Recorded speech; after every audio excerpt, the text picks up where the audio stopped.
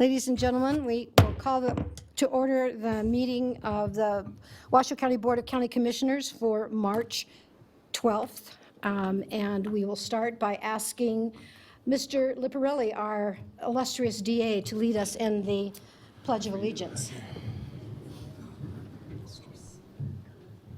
I pledge allegiance to the flag of the United States of America and to the republic for which it stands, one nation, under God, indivisible, with liberty and justice for all. Thank you, Mr. Liparelli. Thank you, Madam Chair. Madam Clerk, would you call the roll for us? Of course. Marshberg Bigler, Chair. Here. Kitty Jung, Vice Chair. Present. Bob Lucy. Here. Von Hartung. Present. Jeannie Herman. County Manager John Slaughter. Present. Assistant District Attorney Paula Borelli. Here. And I'm Jan Galasini, Chief Deputy Clerk. Madam, you have a quorum. Thank you. Mr. Manager, I believe we're going to number 3, which is our first appearance for the morning. We are. That is item 3, which is an appearance by Jeff Klein, President Chief Executive Officer of Nevada Senior Services. This is a presentation and update on services of the NSS that they provide for seniors regarding Alzheimer's and dementia. And for the record, Good morning. Mr. Klein has handouts that I will distribute to the board and add for the record. Thank you for inviting me. As I think everyone knows, the issue of cognitive impairment in our aging population in particular has really become a critical issue in Nevada, as we have the fastest aging population in America.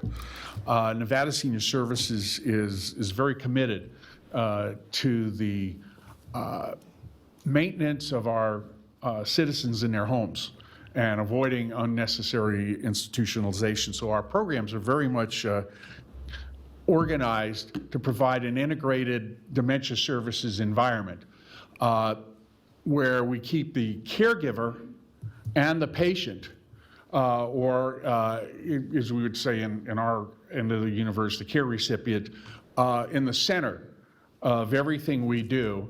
And we look to how we might integrate services systemically.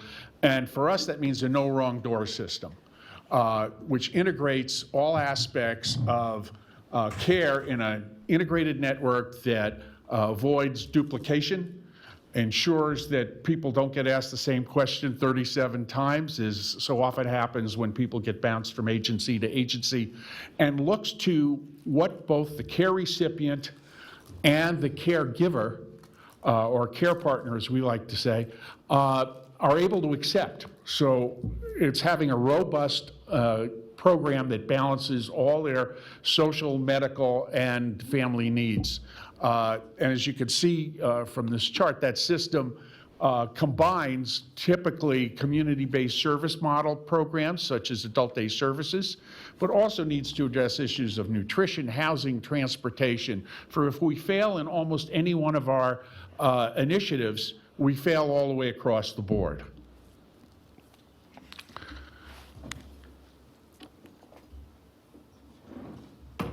So we kind of look at the universe as a pyramid. We start with this idea of the mission, and we drive it through a series of strategies, and we deliver it through no wrong door access, and then we organize it in programmatic categories, clinical services, our Care Partner Institute, which supports our caregivers with evidence-based initiatives, community-based resources, and so our programs are kind of driven that way, always looking to integrate it through the network. And so on the clinical services side, a core program for us is adult day health services. We have 2 facilities in Southern Nevada, one in the Henderson area, one in the northwest side of Las Vegas. Our Las Vegas facility is the only 12-hour, 7-day-a-week, 363-day-a-year operation in the whole state. And our Henderson facility is the only 6-day facility in the state. Same hours of operation, 12 hours a day. Our presumption is caregivers need the support every day of the week.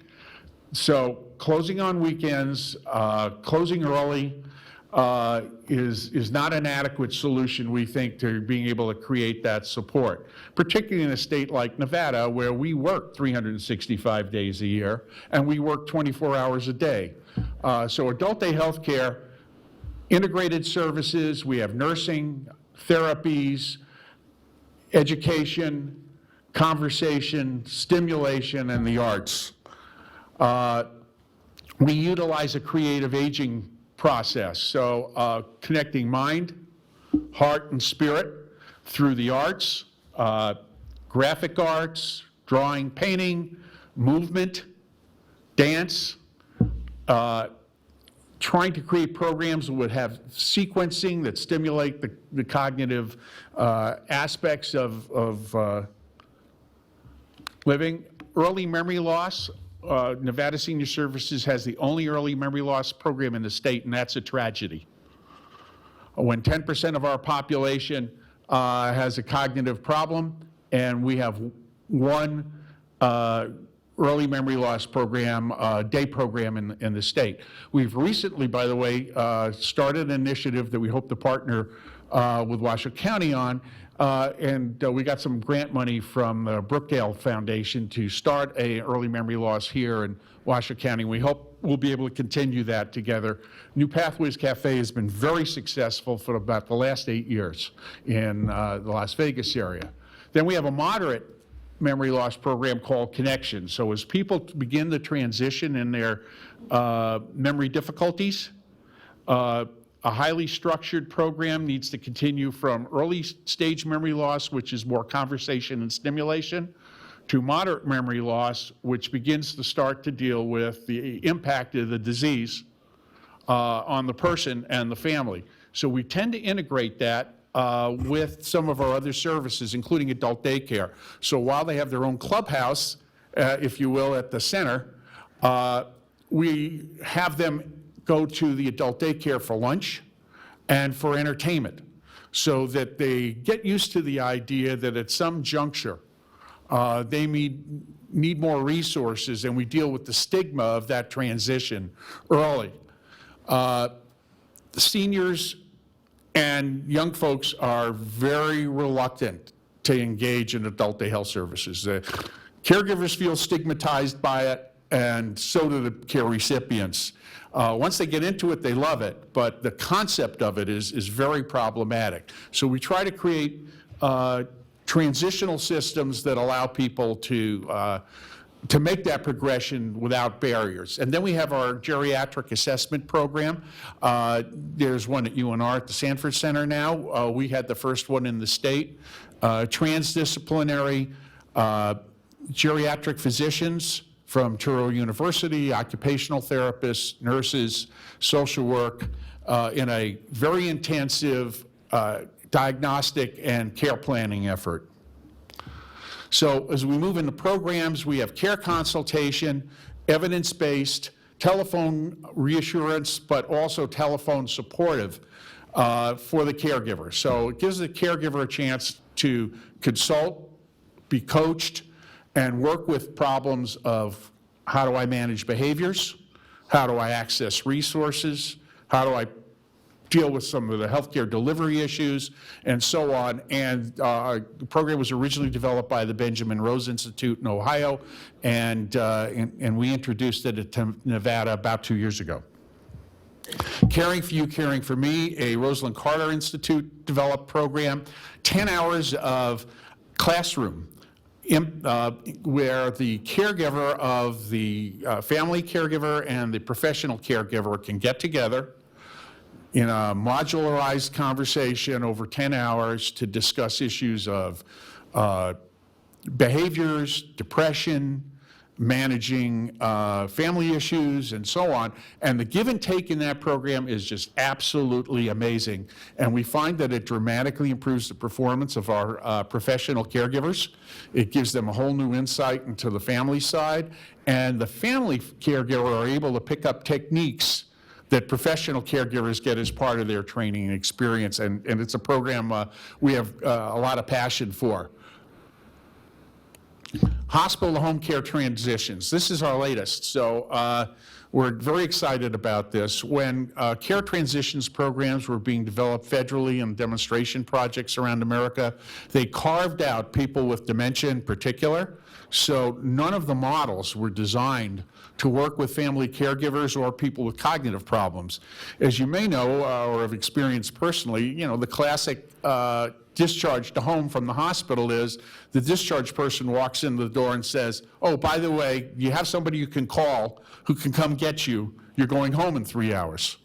And if you're a cognitively intact 35-year-old, that may be fine. You may be able to manage the discharge directions you get. But if you're a cognitively impaired person, that's meaningless to you frequently.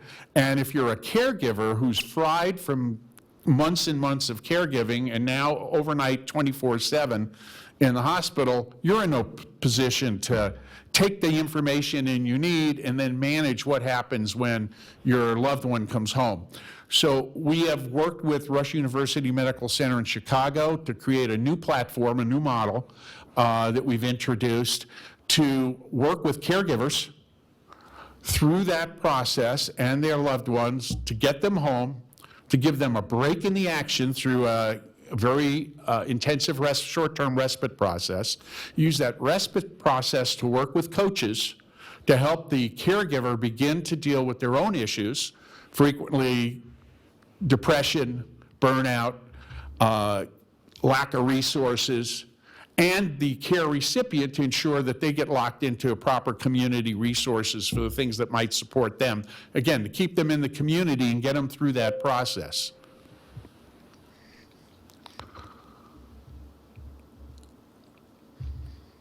We provide education for caregivers, and then on the very personal level, we provide a six-month program, RCI Reach, evidence-based, that provides coaching for the caregiver. It's the very much the intensive care for the burnout caregiver. Gives them 6 months of support in home to begin to deal with all the challenging issues of caregiving. We have Skills to Care, very similar program, 3 to 4 months, utilizes occupational therapy, which gets us at barrier issues. We do wellness programming. We have a very extensive community outreach program.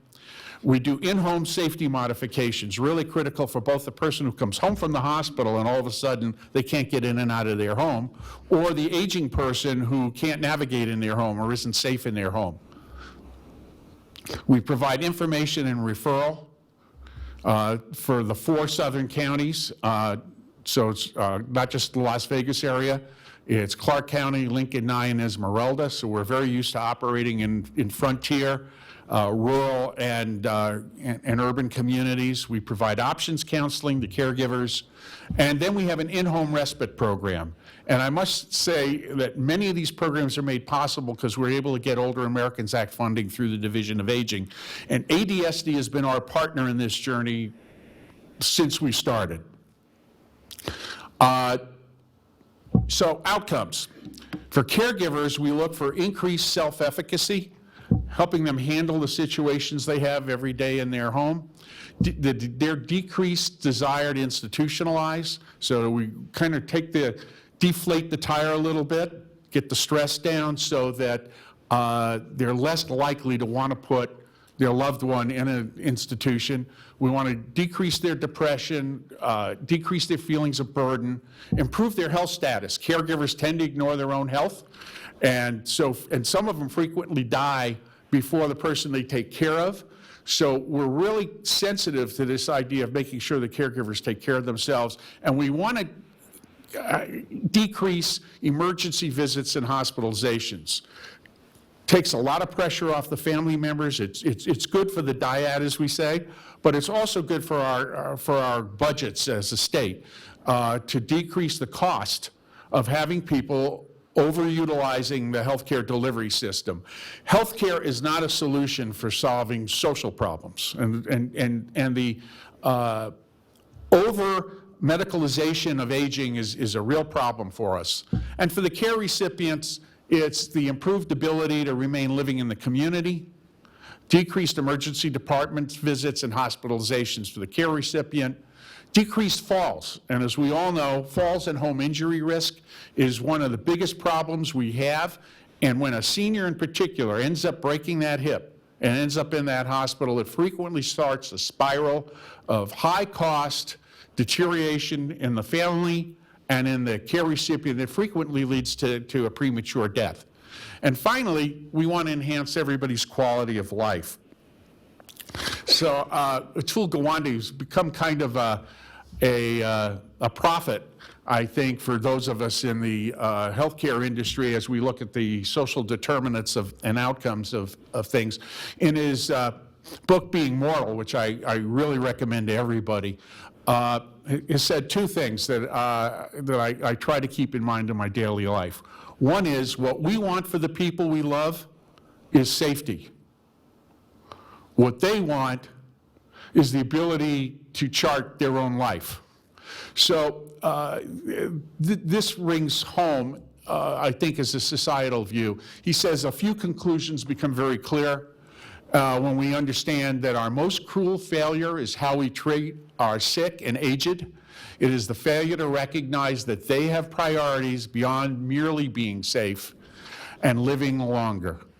That the chance to shape one's story is essential to sustaining meaning in life. That we have the opportunity to refashion our institutions, our culture, and our conversations in ways that explore and transform the possibilities. So Nevada Senior Services is very much driven to this idea of how do we integrate services to enable that process to go on. So I thank you, and I would be happy to take any questions that you have. Thank you very much. Commissioners, does anybody have a question? Commissioner Hartung. Thank you, Madam Chair. And this started some time ago, Commissioners. Mr. Schiller and I took a trip to Las Vegas and toured these facilities. They're amazing. It's amazing what Mr. Klein has done with the dollars that he's been given. So I don't think we're styled today to take any action, but what I would ask is let's bring this back. I would love to form a partnership with Nevada Senior Services. We can leverage our dollars for Daybreak, which is really what we need to do. We need to leverage those dollars. One of the interesting things about Mr. Klein's program was he turned away no one. If they showed up, regardless of their ability to pay, if they could pay $1, $5, $50, whatever it happened to be, he turned away no one. And there's such a huge need in our community for adult daycare for Alzheimer's. This is not to make light. There's a Stephen Wright joke that says, right now I'm having amnesia and deja vu. I think I've forgotten this before. So let's not just let this go by as just another presentation. Let's bring this back as soon as we can. Let's form a partnership. The home modification program, the art therapy. What you see, this is done by one of their patients, and you should see the amazing art that hangs on the walls in the center. The food program, he had a chef, and it was. I mean, this was not just sort of cafeteria food by any stretch of the mile. It was a culinary delight. I can't see any reason why we would not want to engage this type of partnership. And so I'll leave it at that, and I'll phrase that in the form of a request, Mr. Manager, of let's bring this back as soon as we can. I don't see Ms. Howell in the audience, but I don't think we need her to take action to bring this back. Thank you, Madam Chair. Thank you, Commissioner Mr. Klein. Hartung. Commissioner, Vice Chair Jung. So, see, I need his services. I think I've forgotten this before. Well, Mr. Klein, I appreciate you coming up here to give us this information and the dignity and respect that you use as a bedrock for our aging community. I have a question about the data right now. Is there still data showing that if you arrest it quickly with medication, signs of dementia, that it won't make them go back to what they were, but it will definitely stop going any further with the loss of their memory, et cetera. Yeah, I don't know that we can totally arrest it, but we can kick the can. And really, that's the name of the game. And to give you an example, a lot of it is cognitive stimulation, but it's also integrating activities. So to give you an example, movement. We have an evidence-based movement program called Brain Dance. And we developed it under a grant we got from MetLife. And it's designed to integrate repetitive motions over time, so people learn sequencing and it stimulates the memory with response to music, response to art, and that cuts across the brain. If you ever, there are some really interesting studies that show MRIs, I won't bore you with, about how the brain gets stimulated, and our experience is that we can kick the can on memory issues. The other thing we can do is we can train family caregivers to help kick that can by learning behaviors at home, how to manage issues. And so I think we can be very successful in this. And the other thing I would just add kind of parenthetically is that agencies like ours need to up our game. And part of upping our game is opening ourselves to new ideas. So to give you an example, a new idea that I probably shouldn't speak about because we won't get the letter till sometime today, but we're starting probably the first clinical trial of a functional medication by a pharmaceutical company in an adult day healthcare center, we think, in America. And it's designed to deal with circadian rhythms or sleep rhythms. Not whether people sleep or don't sleep in terms of like Ambien, like you take a medication to sleep, but to realign the behaviors associated with sleep. So people sleep when their body says it's time to sleep and are awake when they should be, and that aligns with normal sleep times. We think that's going to have a major impact on caregivers. So I'll tell you my father-in-law's story in 10 seconds. Dad used to get up in the middle of the night, and I would hear click, click, click, click as he would roam the house in his walker, and that would wake me up. And that would happen 4 times a night, and I wouldn't get any sleep, and my wife wouldn't get any sleep. So we need to get better about this. We need to up our game and look for every opportunity to integrate resourcing that kicks the can and sustains the family caregiver. And what age do you think somebody should be screened? And are doctors doing this at exams automatically? How do you? Some physicians, as part of the annual wellness check for seniors, will do that. I think every physician ought to get a baseline I would think so. on their folks. I don't think 40 is too young, by the way, to get that baseline, believe it or not. Not because you expect anything to be wrong at 40, but like a cardiogram. I think I got my first cardiogram, I was 30-something. It's that you want to look at change. Sure. And so we just had a brain health fair that we sponsored in the Las Vegas area. We screened 37 people who had never been tested before. The good news is a significant percentage of them screened out nice and normal, but now they have a baseline. But the other news is we found folks with things to be concerned about that we're trying to follow up with them about, where they weren't even remotely aware. But then when they started to think about some of their behaviors, including one who we're going to see next week, who reflected that now that I think about it, I get lost a lot more when I drive the car. And so their partner is now taken, in the week since we've had this event, has taken the car keys away and is starting to get some help. So getting in as early a baseline is really a good thing, and then making sure the physician or someone else who's able to can retest you annually is not a bad thing. That's great. And Commissioner Hartung, thank you so much for initiating that. And we have a long way to go. But this will be a great partnership that will set our path and probably teach us how to get more money as well for our projects and programs.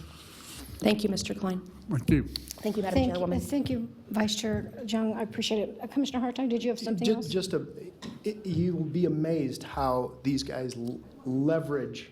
Oh, you need to go. You absolutely need to go. It's Me too. a I'll go must-see with you. trip. the two of you, I mean, that'd be perfect. And let them host you for a day and see what the program is really about. It is astounding what they've done with the limited number of dollars. And that's what's very frustrating for me. We're spending a lot of money on adult daycare. I'm okay with that. I'm okay with spending the money. I would like to leverage it because I think there are far more services that we can add to the menu. So thank you. Thanks for the support. Thank you, Commissioner Hartung. Mr. Klein, thank you very much for coming and presenting to us today. This is very, Thrilled to host you, and I'm going to leave these for you. Okay. Commissioner mentioned the artwork we do. We do an annual art calendar. So uplift your spirit. Let me leave these for you. thank you. For the record, in case that didn't go on the record, Mr. Klein is leaving us some art calendars, and thank you very much. I really appreciate you being here, and thank you, Commissioner Hartung, for bringing this forward to us. This is such an important issue for all of us.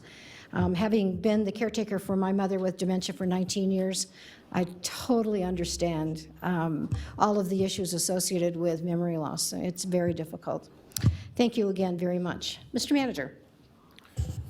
Madam Chair, next item is item 4, which is an appearance by the Honorable David Humke, Department 14, 2nd Judicial District Court, and Kendra Madarasso, Family Services Case Manager, with a presentation and an update on the services of the Family Peace Center. Thank you. I see we have Kendra Madarasso. You can correct me on that if that's not even close, and also the Honorable Dave Humke. We would invite both of you forward.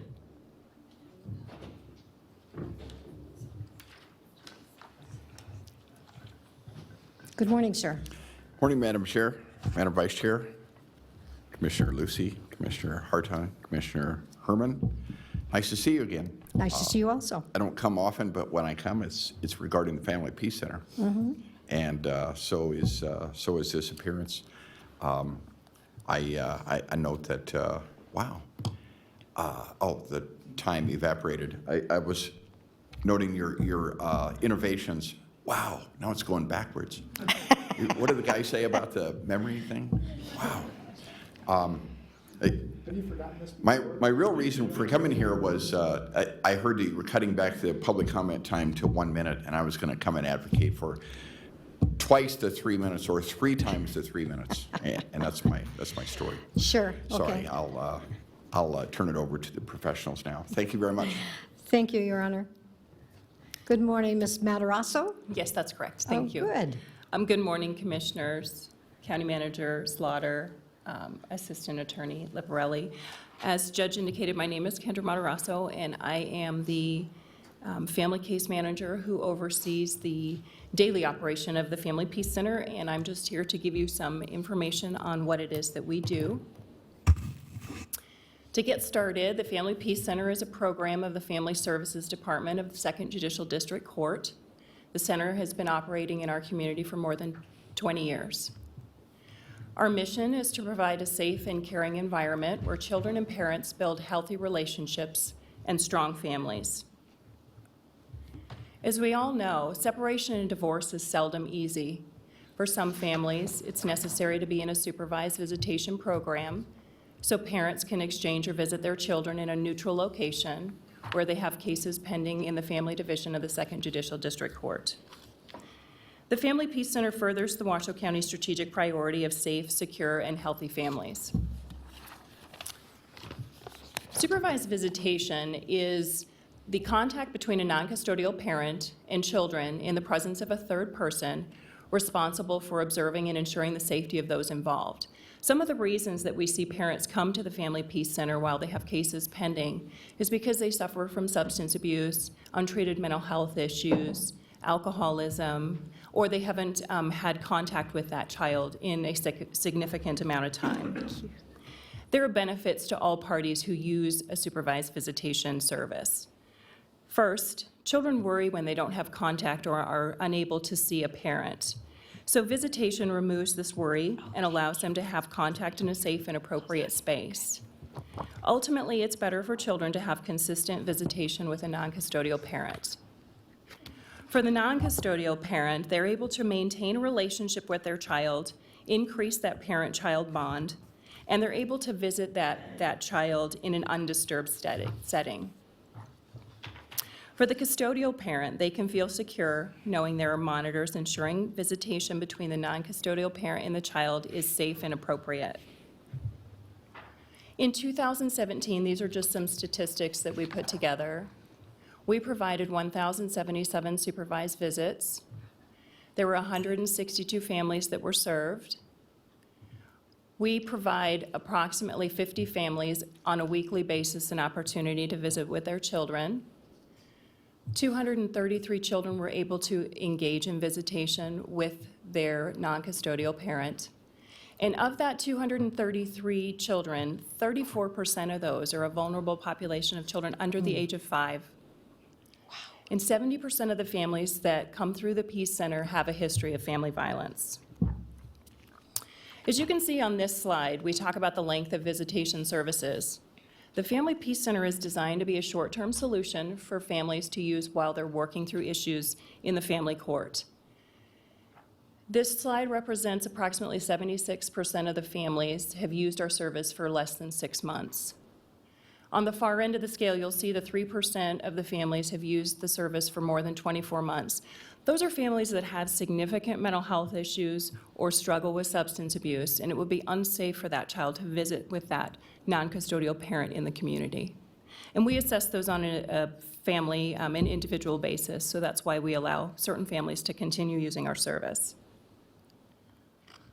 Supervised Exchanges is also another service that we provide, and there is no fee to use the visitation service or the exchange service. Supervised Exchange refers to the supervised transfer of a child from one parent to the other. We utilize best practices to ensure parents do not come in contact with one another. And when I say best practices, what I mean is we have staggered arrival departure times. We also have separate waiting rooms for both parents. And then we have on-site deputies should their assistance be needed for escorts to their car. The benefits for supervised visitation: it addresses timeliness, it diminishes anxiety for a child, and it reduces the parental conflict in front of the child. The Family Peace Center does face challenges. One of those is security. Currently, we have 2 Washoe County Deputy Sheriffs that are present for all after-hours and Saturday visitation tracks. Space is also another issue, and you'll see on the next slide a picture of our center. Up until 2010, the center operated in a freestanding building of approximately 2,000 square feet. And then when the recession hit, in order to save funds and keep the center operating, it was moved in-house. So it's now housed in the 2nd Judicial District Court. We're on the 2nd floor, and we have approximately 700 square feet. And we provide up to 4 families the opportunity to visit on any given track. So we've got 2 staff monitors present, up to 4 visiting parents along with all of their children in a 700 square foot space. So it is a little tight. Funding is an issue. We do receive grant funds. We receive a $40,000 grant from the Del Grande Foundation. However, grants are not a reliable and guaranteed source of money. And from the general fund, it costs about $380,000 a year to run the center. $145,000 of that is what it costs for us to have those, the security of the deputy sheriffs. The remainder of those funds are for staff salaries. In 2016, we started the pilot of having the sheriffs present on certain days, and now, like I said, they are present for all of our visitation tracks. And since 2016, we have had 4 incidences where the assistance of the deputy sheriffs has been necessary. All parties come in through the main doors of the courthouse on the 1st floor. The Family Peace Center is located on the 2nd floor, and the deputy sheriffs are housed in a conference room that shares a common wall with the center.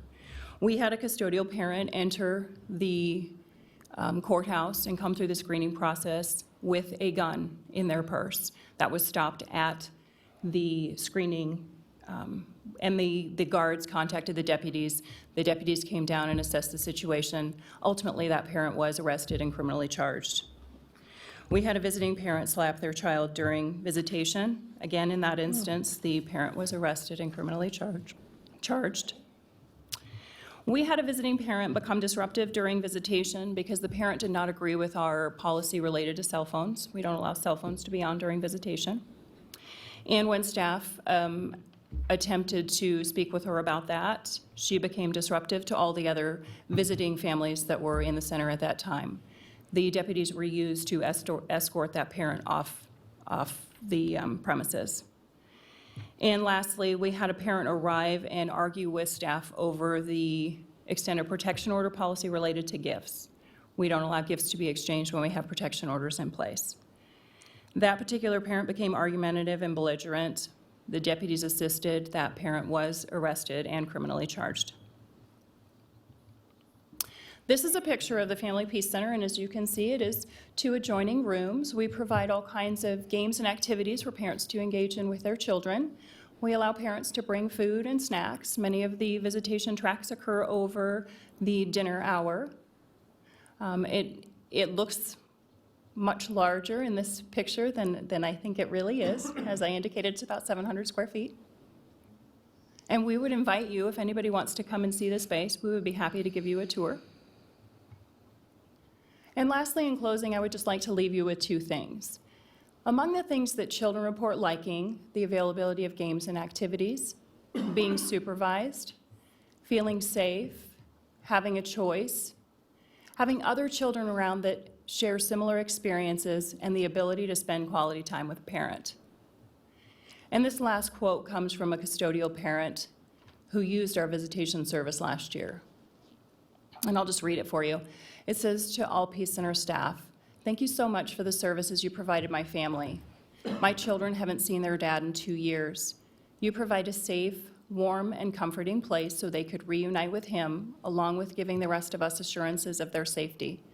Thank you for everything you do. We appreciate it.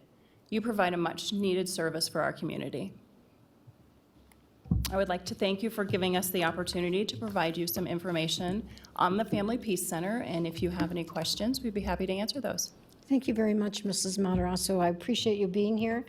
And I don't see any commissioners who have asked to speak, but this is such an important factor, and it's so heartbreaking to think that we put our children in this type of a situation. And so thank you guys for this Peace Center. It's a great, great project that you've put together. And Your Honor, I really appreciate that you're back here and that you're bringing this information to us. And so thank you all very much. Thank you so much. Appreciate you being here. If I could just take a moment to introduce a couple of Certainly. some of the finest from the court staff. Mary Hersick is the director of the Family Services Division, and this is under her domain as a supervisor, and her boss, Ms. Jackie. Bryant, court administrator, everybody's boss, literally, Right. in the judicial branch. And then some would say the real boss, Gina, her assistant, and longtime friend of our department and all court staff. They took the time to come down here to answer any questions, and I'm glad they were here. Thank you, very Your much. Honor. And as it happens, I do have 2 commissioners who have some questions. Vice Chair Jung. Thank you, Madam Chair. I don't have really any questions. I know this is an important service for reunification of these families. I just want to keep in mind for the commission here that family court is the most dangerous court there is. When you're taking people's kids away, that stress level is so high. And as the caseworker mentioned, the myriad, I used to work in child protective services, so the myriad of problems that the parents present with, whether it's mental illness, addiction, et cetera, does put you guys in a situation that is volatile. It will be volatile. There's no question that eventually it will be volatile. And then you're a judge in family court, which is, I would never be a family court judge because people want to kill you. I mean, look at Judge Weller got shot. I'd never be a commissioner. That's true. Thank you. And we've lost our security here.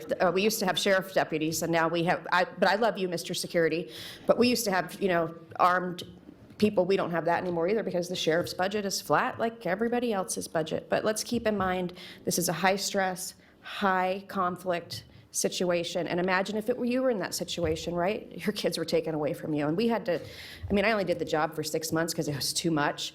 But we had kids that had to say goodbye to their biologicals because their termination is over. And their parental rights are terminated. It's just it was the most weird situation I'd ever been in.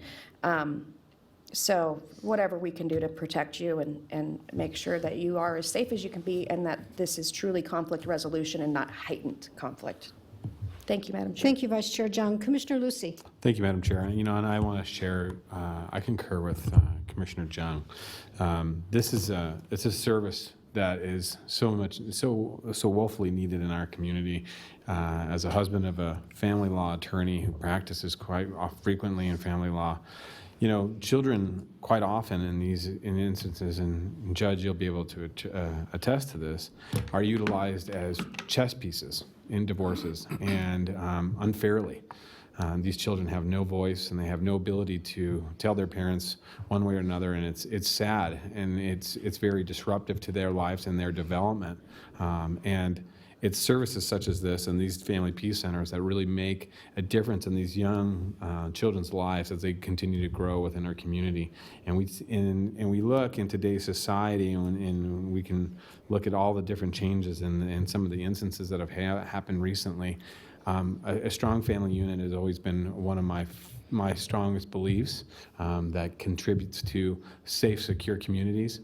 I think this is one of those attributing places where you're allowed to see your birth father and your birth mother, and that you can experience having some sort of a family with those two individuals, even though that they can't be potentially married to each other, or for whatever reasons, whether it's termination of parental rights or moving children from foster care into permanent into adoptive situations. It's going to be a transition, and those are the most vulnerable people that we definitely need to take care of. As much as we talk about the individuals, it's their decision to get married, it's their decision to get divorced. It's never the children's decision. They're always victims of these situations, and so we need to, as a society, make sure we have everything in place for them. I know we have flat budgets, and it's difficult to procure extra funding for for anything going forward right now at this point. But the point is that if we can find efficiencies and ways to do it, I'm glad to help, and I've always been offered to do so. I think what you do, the family court, is tremendous. I think it's very challenging, the situations that you have to hear from your bench. So my hat goes off to you, Judge Humke, and staff. You guys have done a phenomenal job over there, and I want to thank you for taking your time today. Appreciate it. Thank you, Madam Chair. Thank you, Commissioner Lucy. Your Honor, you're welcome in these chambers anytime, and we're certainly glad you came.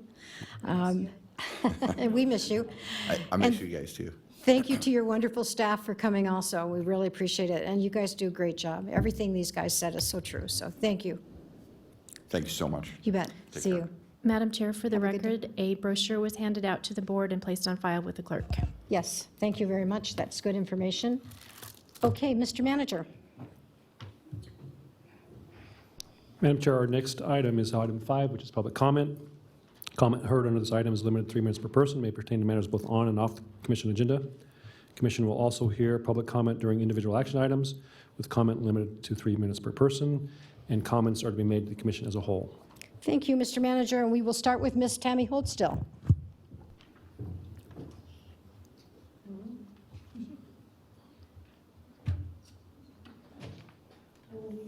Overhead too.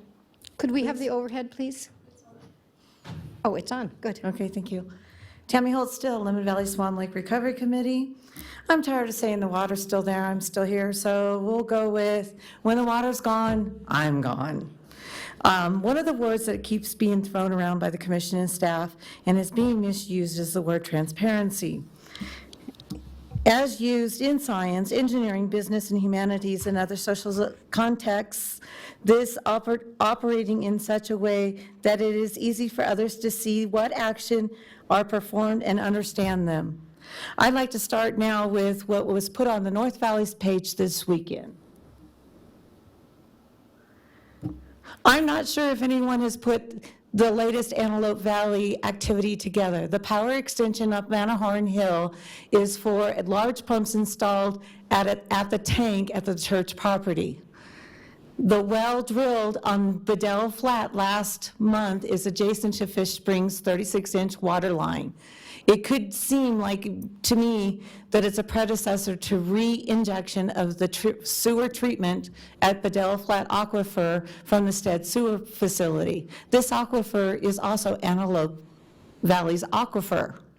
Where is the information, project analysis on this event?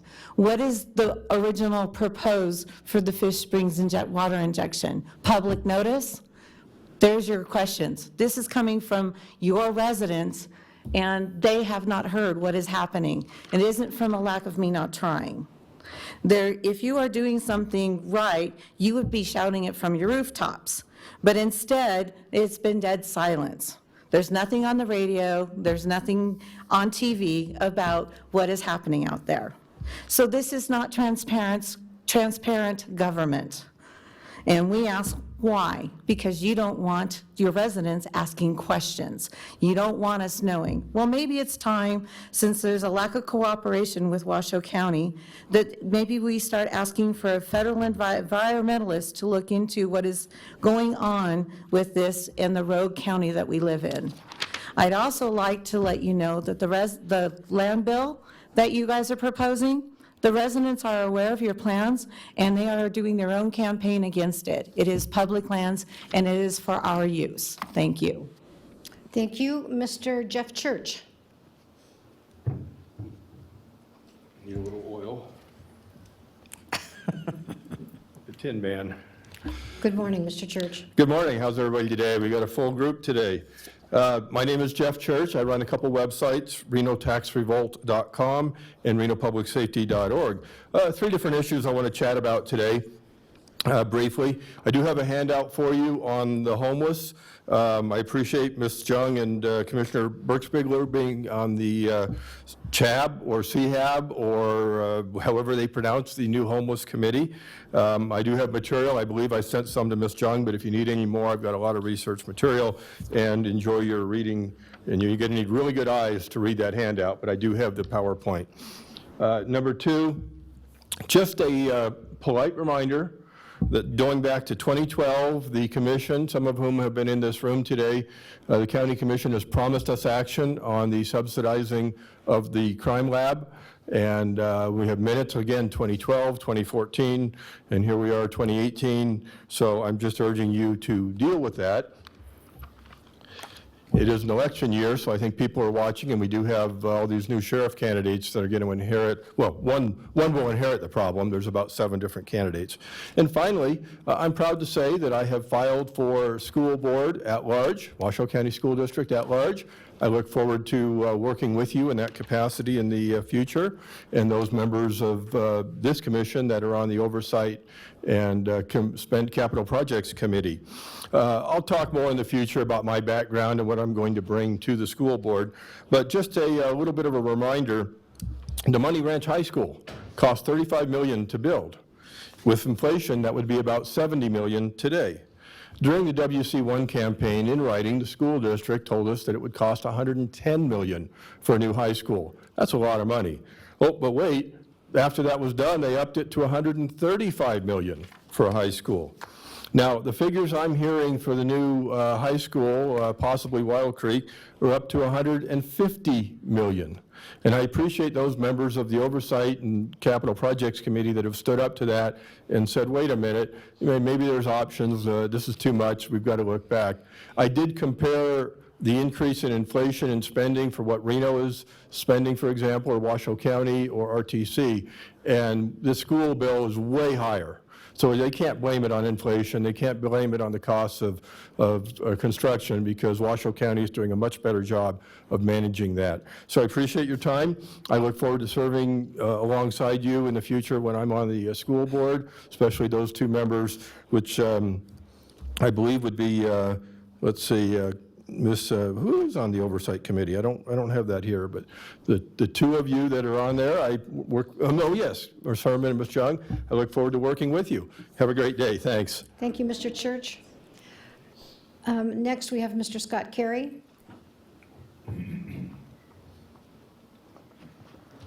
Good morning, Mr. Carey. Thank you, Madam Chair. Members of the County Commission, for the record, my name's Scott Carey. I'm here today as the planner for the Reno Sparks Indian Colony. We'd like to, on behalf of the colony, I'd like to speak in support of your agenda item number 9 today. That's the interlocal agreement for the regional bike share project. The colony is in full support of that proposed regional agreement. The colony feels that the proposed agreement provides a nice framework to allow for a successful implementation of that pilot program. We also feel that the proposed agreement will help improve multimodal transportation for the members of the Reno Sparks Indian Colony and could even help improve air quality for the entire region. I also wanted to take this opportunity to inform the County Commission this morning that the Reno Sparks Indian Colony Tribal Council will be meeting tomorrow night to consider an addendum to the proposed interlocal agreement. The addendum came up as a matter, the colony was invited to participate in this regional program after the terms of the agreement were proposed. So as opposed to delaying the process of approving this agreement and also implementing the program, our tribal council will be considering an addendum. The addendum does not change the scope of anything that the county commission is reviewing. It simply provides a mechanism for the colony to participate in this program down the road. With that, I'd also like to take this opportunity to thank your staff and all of the participating agencies for working with the colony on this regional effort. And thank you for the opportunity to provide these remarks for the record. Be happy to answer any questions if there are any. Thank you, Mr. Carey. We don't ask questions during public comment, but thank you very much. Thanks. Next is Miss Elise Weatherly.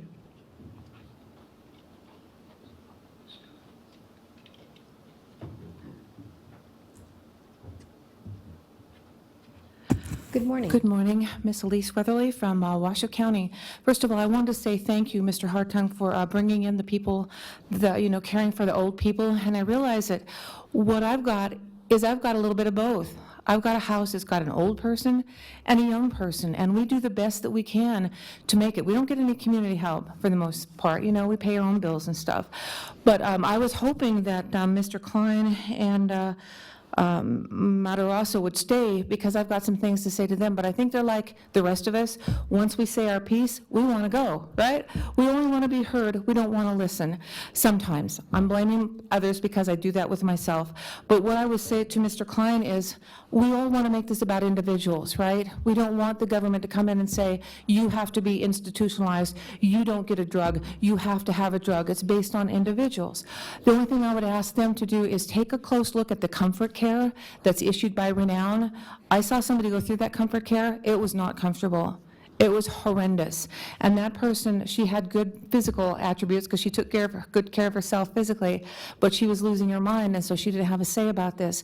That's the one thing I would like to see the government get involved in, is don't issue comfort care unless you know what that person's going to be going through, that it be reviewed and monitored.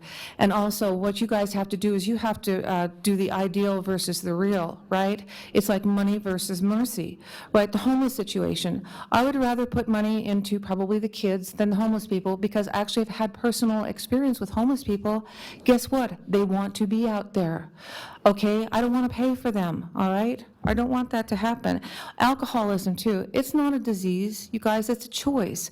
And the people about this, getting the families together and stuff, some of those, instead of reunification, you better make it separation, because those people, those mothers and stuff, they shouldn't be around their kids. They're hard on those kids. So what I wanted to really say today was about communication, about how important it is for us to listen to each other and not just talk. I went and was going to rave about these gender-neutral bathrooms that they're being built out that new school. Well, I decided to call first before I come ranting and raging, and guess what? It was a good program. I talked to a guy named Charles at the school district, and we both thought this was a really good design. I said, just make sure that those boys go clean up after after themselves. And he goes, I used to clean public restrooms. The women were a lot worse. So I said, okay, so it's a question of having everybody be responsible for themselves, right? That's what this whole thing is, be responsible for themselves. And I will tell you firsthand, most old people would rather die at home. okay? And it's like, we don't want them to go be taken care of, and if it presents a danger to the community, yeah, yes, that's right. Last thing, I will say, Trump and Vladimir Putin, brilliant men, guess what? They believe the Bible, which is what our country is based on, murder versus manslaughter, et cetera. Thank you. Thank you, Ms. Weatherly. I see no more public comment, so we'll bring this back to the board. Mr. Manager. Madam Chair, next item is item 6, which is our Commissioner and Manager's announcements, reports, updates, requests for information, or topics for future agendas. Do you have anything? I do not. Thank you. Nothing? Okay, I'm going to start at this end with Commissioner Herman.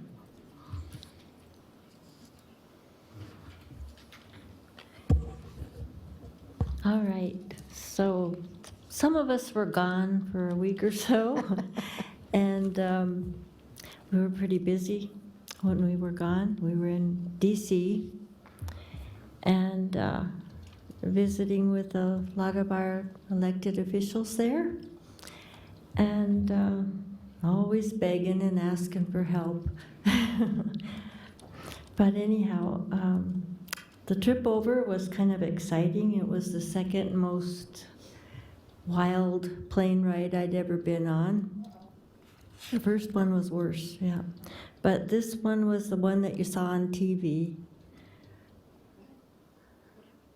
Well, the plane couldn't land in DC because of It was real crowded. bad winds. You know the picture that was on there? Yeah, That was our plane. it was scary. And then we had to take back off the field, when we're not that far off, and head for Detroit. At the beginning, I thought, whoa, this plane isn't landing. Wonder who the pilot is, but it was fine. Good pilot. We took off and we spent the night in Detroit. Last place I would have thought I would end up, but Detroit. So slept in a chair for the night. We took off and got back to DC then. The next morning, and just in time for the public lands meeting, which was a good one. We dealt with a lot of the public land issues, and hopefully we can make some moves there and get things on the right track. I also am on the Rural Action Caucus. They call it the RAC. And most of what we listened to there was information on opioids and the damages that that's doing, and what the possibilities are for doing something positive about it. We got a trip through the Interior Department, and there we discussed more animal or public land issues regarding wild horses and some of the other things that are very pressing for people that live in the public lands, on the public lands. Also visited regarding veteran issues. I've got a lot of veterans that have problems in this part of the country, and the other thing that I spent quite a bit of time on was pushing for funding for Lemon Valley to try and get some things done there. So that's pretty much what I did there. So just spent a lot of time being, visiting with a lot of people and getting some ideas on how to fix some things. So thank you very much. Thank you, Commissioner Herman. Sounds like you had a great trip with lots of interesting meetings. Oh, one more Appreciate- thing. Uh-huh. Yesterday, I was fortunate enough to be on a conference call with the White House. I'm one of 39. And they were speaking about the school safety issues and what they were planning to do for that. And they'll be forming a commission especially for that, and a system to, and how to figure out how to finance that training for teachers and whatnot, to be armed and be able to protect their students. So whether it's, there weren't any total answers, but at least they're working on it very seriously. And I wish the governor had been on this call. All right, so thank you. Thank you very much. Commissioner Hartung. Thank you, Madam Chair. Commissioner Herman mentioned quite a number of things. I'm going to start with our staff. Mr. Manager and Ms. Rodriguez did a phenomenal job of tagging bases, and when one could not attend, the other, I mean, because there's a lot of sort of concurrent things going on in DC. And as a preface, I was also in DC, along with quite a number of other people. I'll try to be brief, but I've got several pages of notes here. Our staff did just an amazing job, and they are so well respected by our legislators. Because they're attentive, they're very smart. They're just.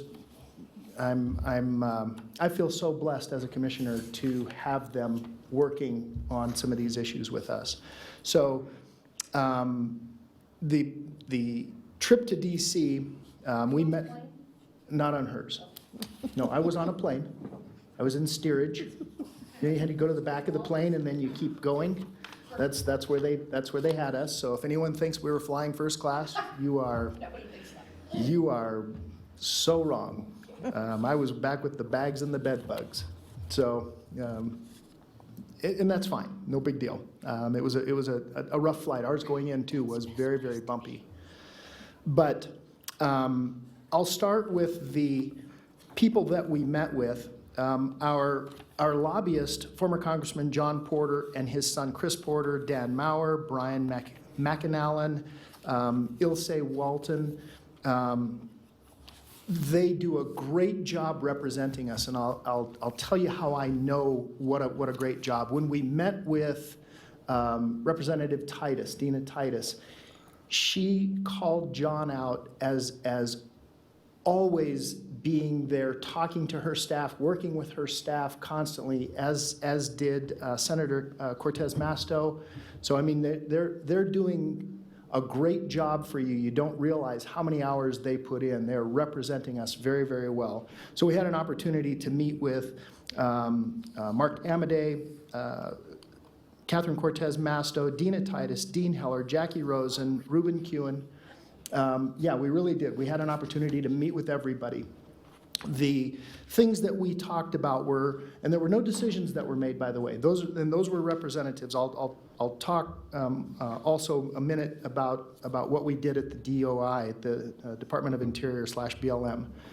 We talked about lands bill. We talked about affordable housing. We talked about health care and mental health. We talked about homelessness. We talked about veterans issues. We talked about the growing jail populations in our detention facility.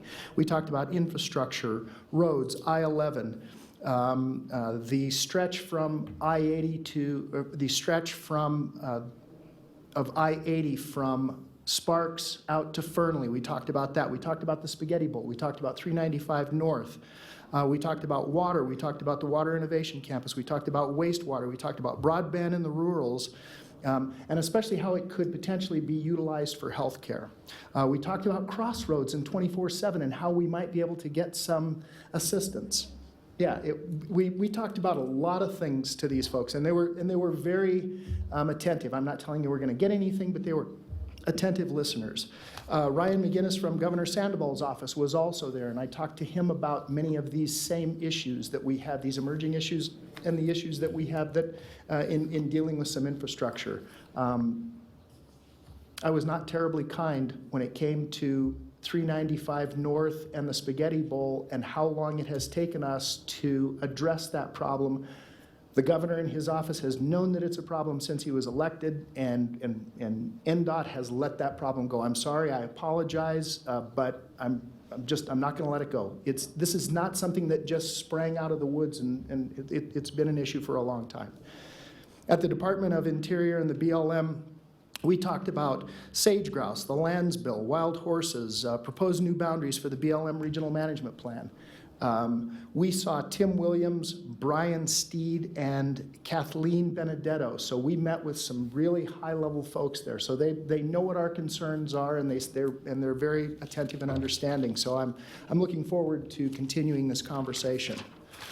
From NACO, We, of course, had Dagny Stapleton and Vince Guthrew, who is their new deputy director.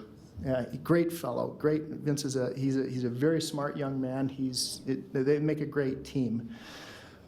Representing from the counties, we had from Clark, we had Lawrence Weekly, of course. We had Marilyn Kirkpatrick. We had Jim French from Humboldt. We had Pat Waite from Lander, Pete Olson from Churchill, Nancy McDermott from Douglas, Rex Steniger and Demar Dahl from Elko. We had Verlin Higby from Lincoln, Don Alt from Lyon, Ken Gray from Lyon, Jerry Tipton from Mineral, Gene Herman and Vaughn Hartung from Washoe. So we had a great contingent there.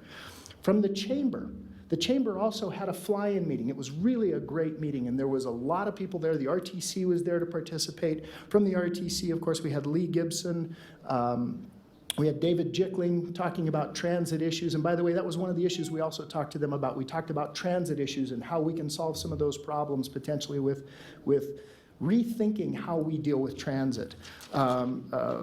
Mayor Pro Tem Ron Smith was there, Paul McKenzie was there, Aaron West was there. Trey Abney, as you guys know, is no longer with the chamber. He's now, and he's basically a consultant. He and Leah Tauken were there. And then, of course, the chamber's Taylor Russo. So it was we had a lot of people in Washington, D.C. representing from Washoe County. All right. So that's essentially what we did. It was a good trip. It was filled with meetings with everyone that we possibly could. We tried to get everybody's ear. I'm a little angry that you did not go and enjoy the plane ride in steerage with me. I'm a little glad I didn't have to be on that airplane. It was a little bumpy. All right, now I have some asks, if I may, Madam Chair. Certainly. So let's start with Mr. Smith. There's an assertion that we have not been transparent about what Tumwa is asking for at Bedell Flat.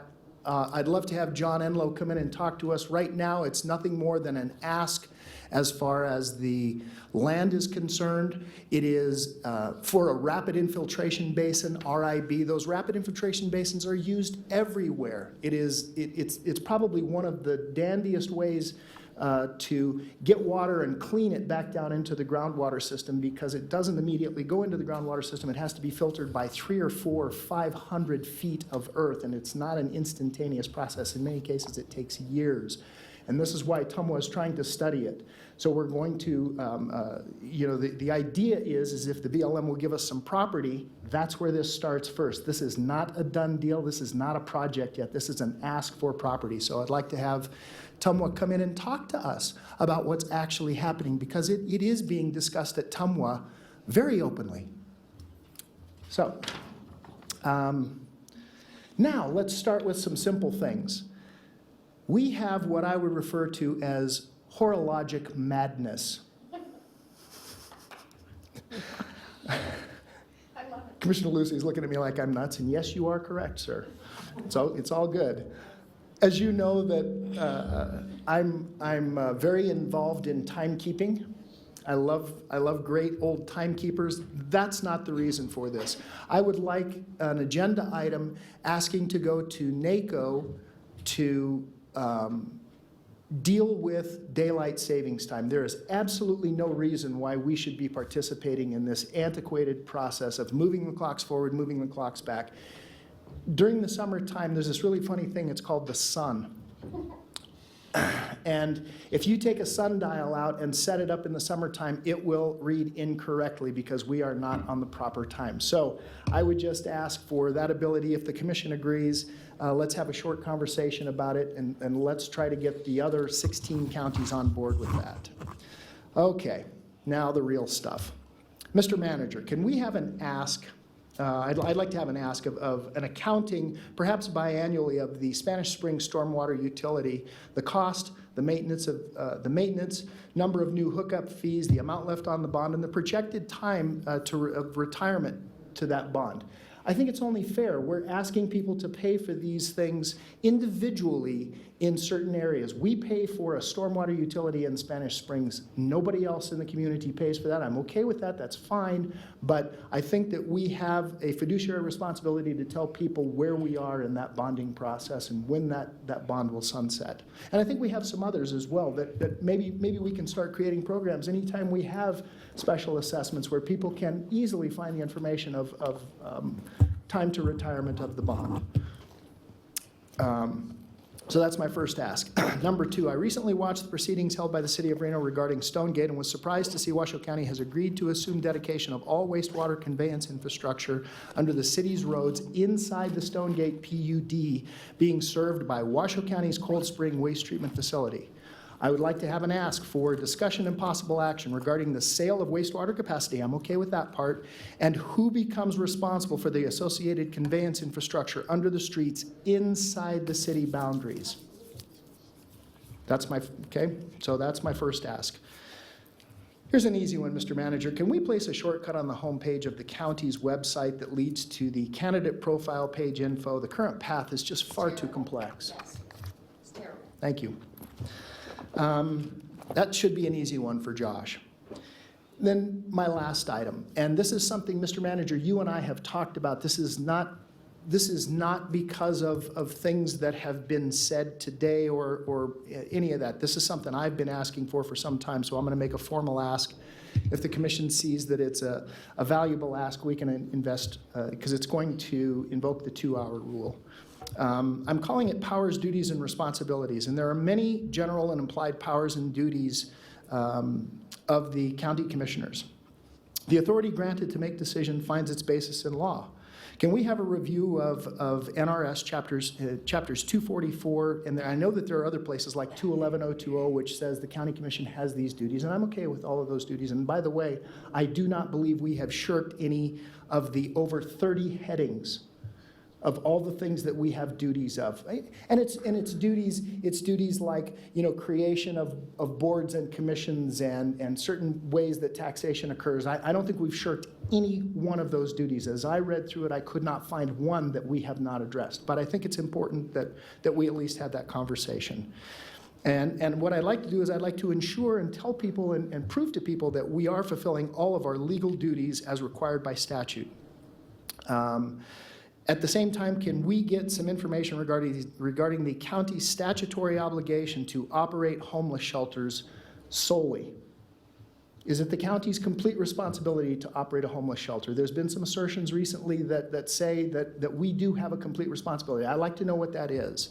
I could find no citing in 244 regarding the county's mandatory sole responsibility.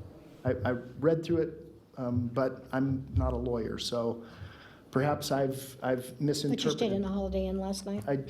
Night before. Oh. I stayed in a Holiday Inn night before, yes. Sorry for being so long-winded. That is all I have. I appreciate the time, Madam Chair. Thank you, Commissioner Hartung. Vice Chair Jung. Thank you, Madam Chairwoman, and thank you to the commissioners and staff who took the trip to DC. I'm sure you probably have a little bit of jet lag still. That's a whipper of a trip, really, especially as much as you did and how much you learned as well. So thank you for that and for representing for us. I have some announcements. I was a sponsor and speaker for a roast for Miss Dolores Feemster. I don't know how you roast 80-something woman, because I didn't. I was really nice about it. I couldn't find anything like mean, you know. It was also Pastor Taylor's 70th birthday, and he and I work every year for the Memorial Day out at the cemetery off of Lemon Valley Drive. We're speakers there every year, so it was great to honor him and his wife. I also went to the AAUW, American Association of University Women, breakfast on Saturday, and they had a great program on Turkey and the coup in Turkey and all the people in prison in Turkey, including journalists, scientists, politicians, children. They have more children in prison in Turkey than anywhere else. So that was I didn't know anything about that. I think, you know, we get so bombarded here with local stuff and national stuff that we kind of forget the human suffering that goes with really bad dictators. I also went to the cannabis event, which was NSET put on, and it was a panel of people in the biz. And I want to just shout this out to staff, as I've been shouting. Their number one ask for government is, where can we send people to smoke marijuana? They're not from town. You know what they're doing it? In their car. We don't want that. We want them to have lounges that they can legally smoke. I propose it should be a dispensary that's already behaved and proven themselves. And I'm tired of saying we're going to wait for the legislature, because this problem is here right now. And it's much worse in Vegas. However, my other caveat to go back to that is, so they're not allowed to smoke in their hotel rooms, whether it's a casino or not, because they're getting bills when they get back home from touring here for $500 cleanup fee because it stinks in the room of MJ. So we've got to figure out something to where to put these people, because unless you have a private friend and a private home here, everywhere they're doing it is illegal. I don't know what that means. Okay. So I want to impress upon staff, we got to get this done, and we got to get it done yesterday. I also went to on Saturday, the 2018 Northern Nevada Progressive Summit, and spoke there at lunchtime. Eric Jimenez and I met. He works with Argentum, but he's a giant disability advocate, and I have asked the manager, do we have a disability resource advisory board, or can we join Reno's? Reno gives them $50,000 a year to do improvements of walkable communities, et cetera. So let's look at that and how, and then I also want to look at, here's another ask, is the Peace and Justice Committee that Reno put together, that we were supposed to be putting together, and it never got put together, a commission to look at that.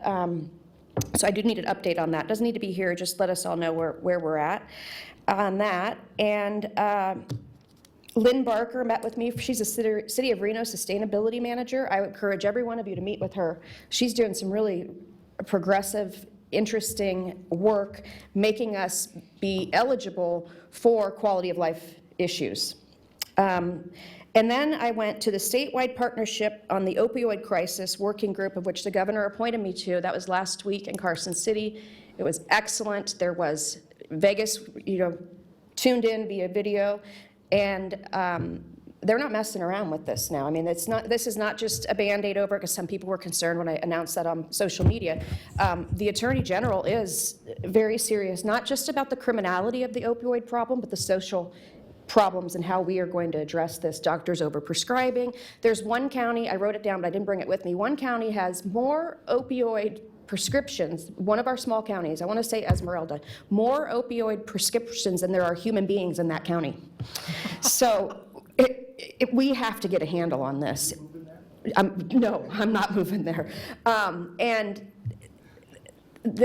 then that young man's family was there, the Yenniks. Remember, he was the big football star. Oh my gosh, they gave a very emotional argument. And I think the most important thing we should really be careful about is opioids do not discriminate.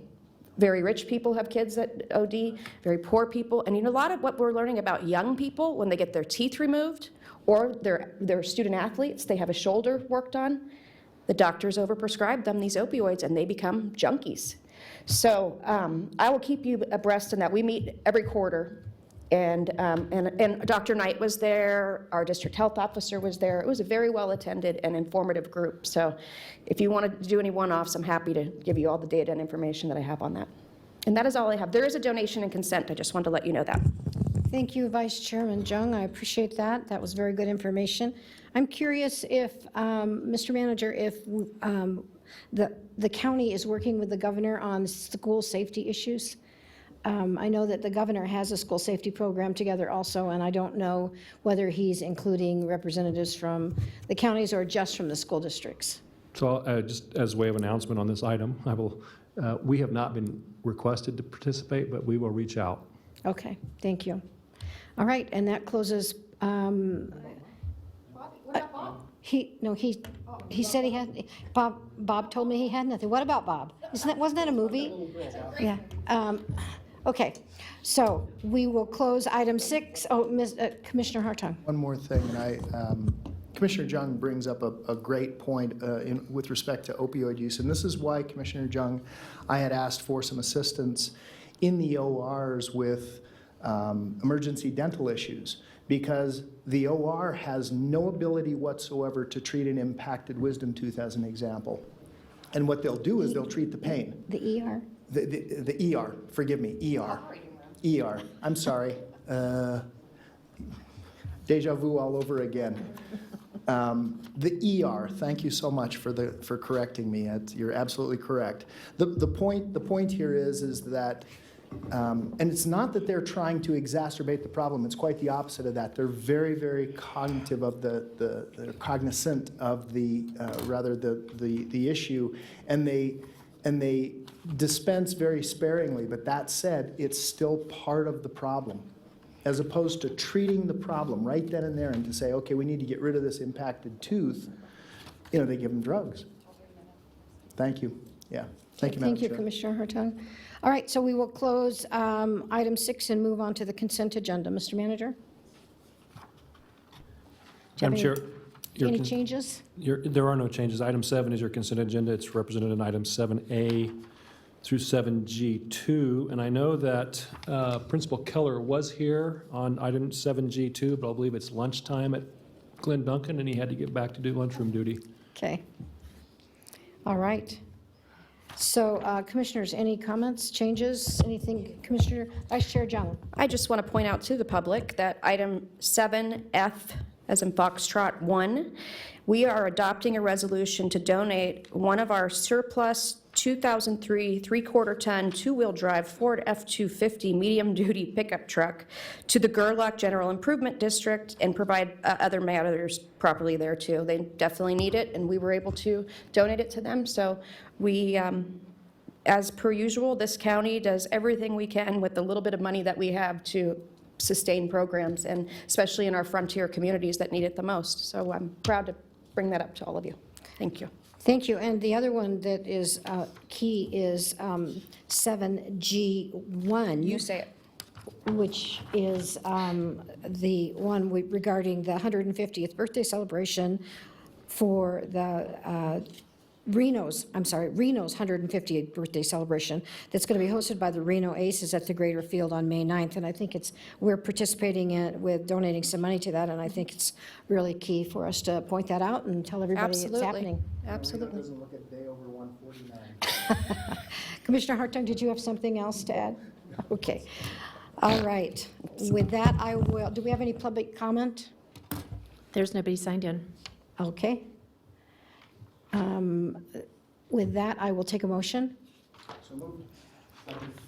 Okay, we have a motion and a second to approve the consent items as listed on the agenda. All those in favor signify by saying aye. Aye. Opposed? Motion carries. Thank you. No, we don't vote on the screen on consent, right? Oh. Okay, please affirm your vote. Notice that the motion carries 5-0. And with that, we will move on to, do we have a block? Vice Chair Jung. Thank you, Madam Chairwoman. I propose in the form of a motion that we put in items 8, 9, 10, and 12 into a block vote. I don't think we can, isn't 12 an action to introduce? That's 11. Can we just have a brief conversation, Commissioner Jung, about item 9? Sure. And I want to tell you some of the things we saw in DC that does have a very robust bike share program. Not that I'm opposed, I think it'd be nice to just have a short conversation, if I may. Okay, let's have it. Now? How about if I read those items and then we'll... Yes, okay, good idea. Item 8 is recommendation to approve a one-year agreement in the amount of $1,583,545 with the nonprofit Catholic Charities of Northern Nevada, retroactive to July 1, 2017 to June 30, 2018, in support of the senior nutrition program, including congregate and Meals on Wheels services, in order to implement national best practices and leverage the capacity of nonprofit nutrition services agency and approve necessary resolution for same. Item 9 is recommendation to approve an interlocal agreement between the City of Reno, the Regional Transportation Commission, the City of Sparks, Washoe County, and the University of Nevada, Reno regarding implementing a regional bike share system. Item 10 is possible action to adopt the business impact statement for the 911 surcharge increase with a finding based on staff's recommendation that the proposed surcharge increase does not impose a significant economic burden on a business, nor does the proposed fee directly restrict the formation, operation, or expansion of a business. As proposed, the 911 surcharge would be increased from 60 cents to 85 cents per month for each customer access line to the local exchange of a telecommunications provider, and increased from 60 cents to 85 cents per, it's by 60 cents, I'm sorry, to 85 cents per month for each telephone number assigned to a customer of mobile telephone service, and increased by $6 to $8.50 per month for each customer trunk line to the local exchange of a telecommunication provider.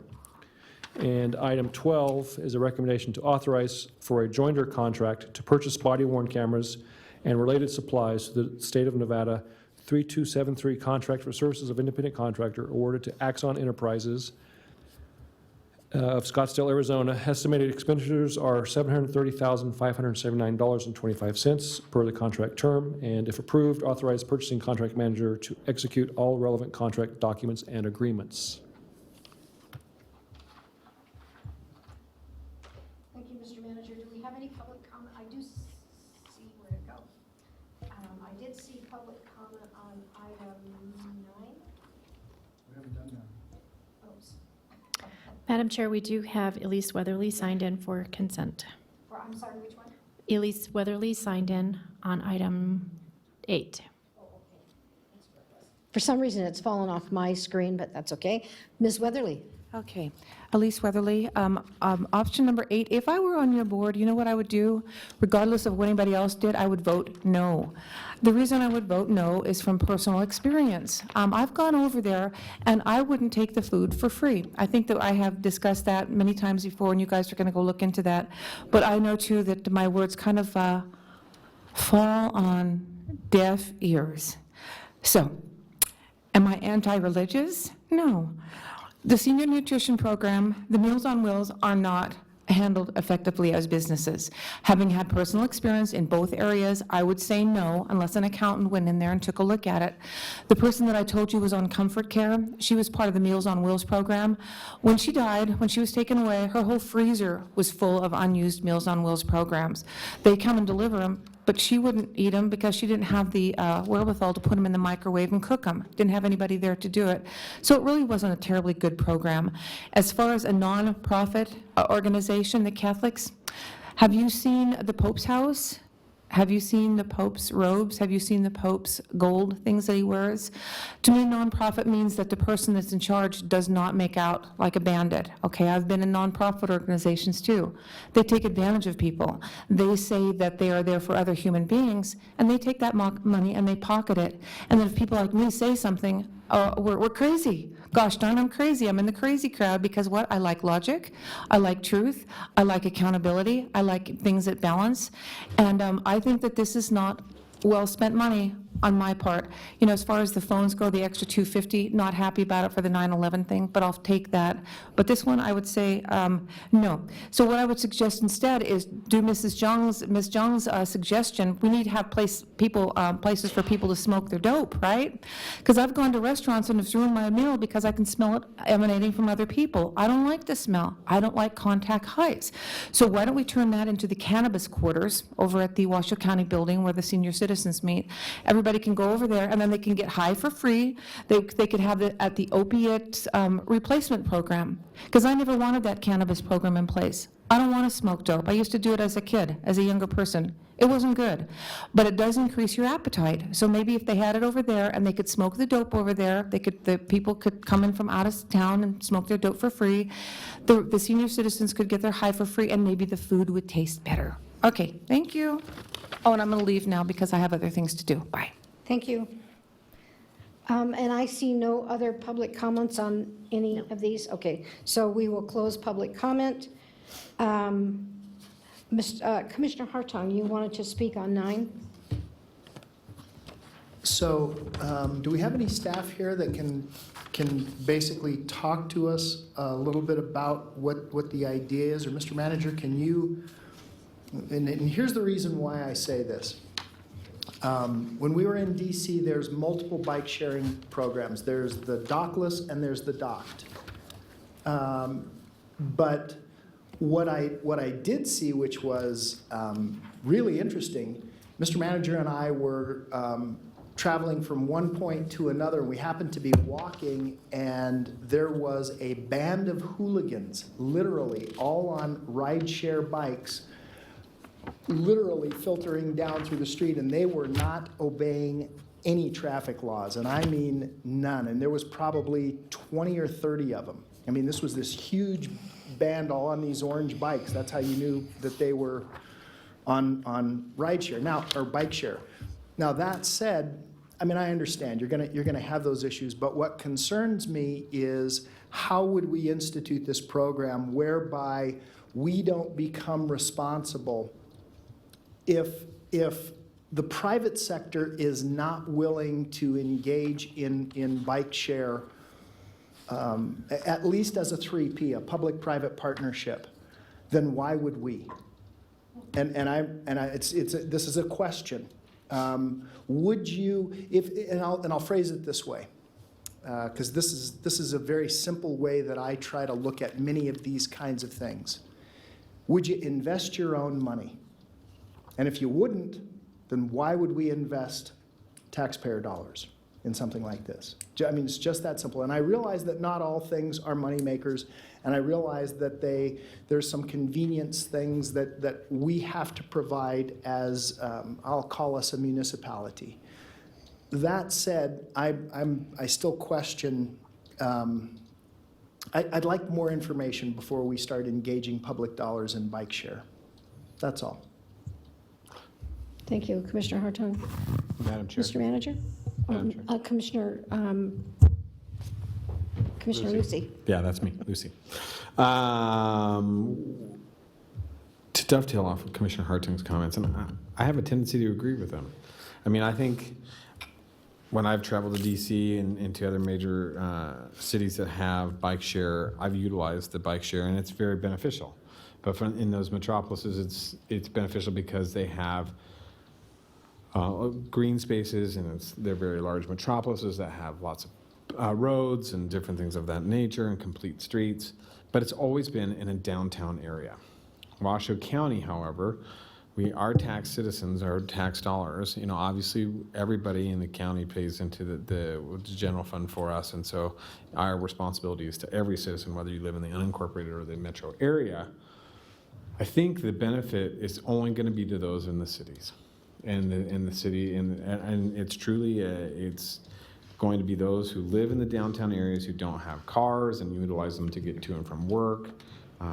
The station bikes are challenged because they take up place spots on the roads, and as I'm sure Commissioner Hartung saw, Capital Bike Share, when they put up their racks, there's 20 bikes, but they have to take up a lane of traffic and get rid of a lane of traffic and close a road off to put in these different things.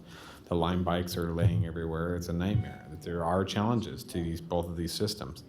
And we're not going to see the benefit in the unincorporated area. We are not going to see the benefit in Commissioner Herman's district. We're not going to see it in Madam Chair's Berkpickler's district. We're not going to see it in mine. Commissioner Hartung is not going to see it out in Spanish Springs. They're not going to be of benefit out there. So I think we need to look. Yeah, Wadsworth is a strong place for it. There's some challenges to it, and I agree with you. I think that it's good in theory. I think a public-private partnership is somewhere where something should be addressed with this going forward, because it truly is a tourism issue. I think they're the ones who truly benefit from this, not necessarily as much as our citizens would benefit from it. But things to discuss, and I think when you're talking about a significant amount of money to donate into this progress, I think it's something challenging we need to discuss for our unincorporated citizens. So thank you. Madam Chair. Thank you, Commissioner Lucy. I see Assistant Manager Thomas here, who might be interested in making a presentation to us on the bike share program. Madam Chair, and perhaps, because she came in as we were discussing, perhaps what Assistant County Manager Thomas could brief us on is what this item is, where we are in the process, what comes next. Okay. Thank you. Ms. Thomas, welcome. Thank you. My apologies. I was deep in budget meetings and I just jumped up and ran out, and the public defender and alternate public defender are on their own, but it's fine. So for the record, Kate Thomas, I'm your assistant county manager here to talk about the next step in the bike share process. So as you're aware, we've been pursuing whether or not to provide a dockless or a station-based bike program for this region in conjunction with the other two jurisdictions, the university and now the Reno Sparks Indian Colony, which is an exciting partnership. When we first started looking at this program, we were to decide whether or not we would go with the heavily invested with the agency's station-based system or a dockless system. We went through a series of meetings where we held some industry folks that came and presented on why their bike share system was better than the other. We had representatives from all the jurisdictions, from RTC, who was spearheading this entire effort. We had some involvement with the private consultant who has launched bike share companies all over the United States. What we ended up doing, as you'll recall, that came before this board, was that we are pursuing a dockless system, with the RTC then pursuing a grant to secure a station-based as well. So we would have both types of bike share represented in the region. We had the RFP open for the dockless system, which is what we decided to do in parallel with the RTC's grant seeking. And we got 4 vendors that we're in the process of vetting and will bring forward a selection. Some of the things about dockless that I don't know if you covered, so I'm sincerely apologetic if you've just been discussing this, and I'm going to be reiterating it, is that there's some concern for bike litter with a dockless system, and I see head nods, so yes. Every jurisdiction that has launched a dockless system has experienced that in the onset. We expect that to be the same. One of the reasons we were very fond of the dockless system is because it allows the bike share to be integrated into less or more disadvantaged neighborhoods to really be used as a mode of transportation versus something that's a tourist-based nicety, I guess, if you will, which is the station-based systems tend to be. So with the dockless, a lot of the companies were finding that these dockless bikes could be infiltrated into areas that normally wouldn't experience bike share as an actual mode of transportation, and so it provided those folks another mobility option. So with that, we are going to be doing a robust public communications effort with the university, the 3 jurisdictions, RTC, to teach people the right way to handle these bikes, keeping them off of the public right-of-way sidewalks. We don't want bike litter everywhere leaning against businesses. We know businesses are concerned with that. We've been vetting this and learning from successes and failures of other communities. And so we will be putting together a robust campaign for that. The other important factor is that the bike share companies themselves are pretty responsible for this, so it's a call to them saying, hey, we've got a lot of bikes gathered around this area, come take care of it. The onus is on them as the bike share provider through the agreement that we're going to have, the franchise agreement for them to operate. It's very lucrative for them to be here, so we have a level of enforcement that we can afford by putting the pressure on them, because we have companies that want to be here and want to provide this service. If they can't do it in a manner that we feel that is fit or the commissioners say is a standard, then we can move on to a different company or hold them accountable. So I hope that gives you a little bit of idea of where we are in the process. We're looking at having these folks on ground, and I want to say it's May-June timeframe, so we're moving quickly to get this as an opportunity, but at the same time, we want to use the precautions that we've been warned against, especially with the dockless system, so that we can do it right. Now, I'm not saying that there's not going to be bike litter. There probably will be. What we've seen is that in the first 30 days of any system, there is, but we've got a way to handle it. We've got a really fantastic call center here with 311 that if we get calls or promote it right, we can take care of those issues so they're not a detriment to businesses, not a detriment to people navigating the public right-of-ways, and we can have a successful launch. So if anybody has questions, I'd be happy to take them. Thank you, Ms. Thomas. Commissioner Hartung. Thank you, Madam Chair. And I'm not trying to be the sort of nervous Nelly here, but look, at UNR, I think it's a great idea. You know, inside the campus, I mean, I think it's a great idea. You ride your bike to class, you leave it out there, and then somebody else can take it. Is that what they do at Burning Man? I'm hoping that we're not financing that, but I digress. I think UNR is a perfect atmosphere. Bike litter, you say in the first 30 days, they're still dealing with it in DC and the surrounding areas. I mean, those bikes are left everywhere. I mean, I saw them frequently and I mean, they're not parked nicely with the kickstand down. I mean, they're just like, they just threw them down. My concern is that grants are not forever.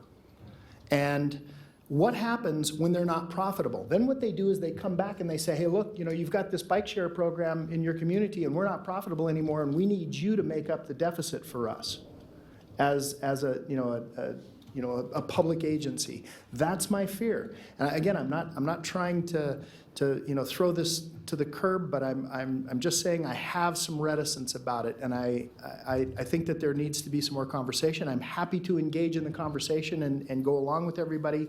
I'm just concerned. That's all. And if I could add, because we hear your concerns and we were vetting that, this is a pilot program. So I want everybody to be very comfortable that if this isn't working for us, it does not stay. There is no investment, which is why we went with dockless.